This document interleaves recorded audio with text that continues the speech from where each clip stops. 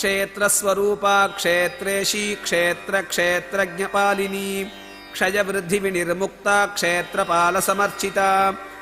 క్షేత్రస్వరూప క్షేత్ర పదంచే సంకేతింపబడే వాటి స్వరూపముగా నుండినది. క్షేత్రం అంటే శరీరం అనే అర్థం కూడా ఉంది. ప్రతి జీవిలో దేహి దేహము అని రెండు భాగాలుంటాయి. తాను భౌతికంగా ఉండటానికి జీవి అనే గృహస్థు కల్పించుకున్న గృహమే దేహం.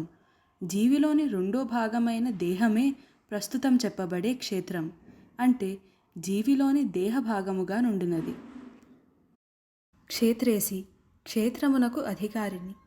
జీవికి ఉండే దేహి భాగాల్లో మొదటి దాని గురించి ఇంతకు ముందు నామంలో చెప్పబడింది. ప్రస్తుతం రెండవ భాగం అయిన దేహి గురించి చెప్పబడుతోంది. అదృశ్యంగా ఉండి దేహాన్ని నడిపించే చైతన్య శక్తిని క్షేత్రేసి అంటారు. మళ్ళీ ఇది ఒక జీవుల పట్ల మాత్రమే కాదు. ఇంతకు ముందు నామంలో చెప్పినట్లు పుణ్యక్షేత్రము మందలి దేవతా విగ్రహాలలోని చైతన్య శక్తికి, నామరూపాత్మకమైన స్థూల ప్రపంచాన్ని నడిపించే చైతన్య శక్తికి కూడా ఈ నామం వర్తిస్తుంది. క్షేత్రజ్ఞ పాలిని స్థూల భాగమైన దేహమును, సూక్ష్మ భాగమైన దేహిని పాలించినది లేదా రక్షించినది.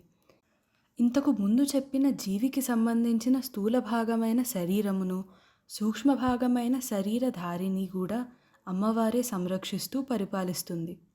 అంటే ఈ రెంటి మనుగడకు అమ్మవారే అధికారిని, అసలు కారణం అని ఈ నామం తెలియచేస్తుంది. దేహమును, దేహిని కూడా పరిపాలించి సంరక్షించునది అని ఈ నామానికి అర్థం. క్షయవృద్ధి వినిర్ముక్త తరుగుదల, పెరుగుదల లేనిది. జీవికి పుట్టడం, ఉండడం, రూపం మారడం, పెరగడం, కృషించడం, నశించడం అనే 6 వికారాలు ఉంటాయి. కానీ జనన మరణాలతో సంబంధము లేకుండా వాటికి అతీతంగా నేపథ్యంలో విశ్వ సృష్టి స్థితి లయాలను నిర్వహిస్తూ ఉండే పరబ్రహ్మస్వరూపిణి అయిన అమ్మవారికి తరుగుదలలు, పెరుగుదలలు ఉండవు. ఎప్పుడూ ఒకే విధంగా ఉంటుందని అర్థం. క్షేత్రపాల సమర్చిత క్షేత్రపాలకులచే చక్కగా అర్చింపబడినది. దారుకాసురుని చంపడానికి శివుడు కాళీని సృష్టించాడు. అసుర సంహారం తరువాత అమ్మవారి కోపాన్ని చల్లార్చుటకు శివుడు ఏడుస్తున్న పసిపాపడు రూపాన్ని ధరించాడు. ఆ పసిపాపడికి కాళీ పాలివ్వగా పసిపాపడు పాలతో పాటు కోపాన్ని కూడా త్రాగేశాడు. శివుని అవతారమైన ఈ బిడ్డను క్షేత్రపాలుడు అంటారు. ఈ కథ లింగ మరియు ఇతర పురాణాలలో కనిపిస్తుంది. ఈ క్షేత్రపాలుడిచే అర్చింపబడిన అమ్మవారు అని ఈ నామానికి అర్థం.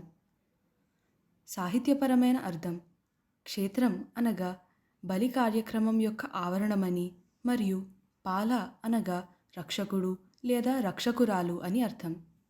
క్షేత్రస్వరూపా క్షేత్రేషీ క్షేత్రజ్ఞపాలినీ క్షయవృద్ధి వినిర్ముక్త క్షేత్రపాల సమర్చిత.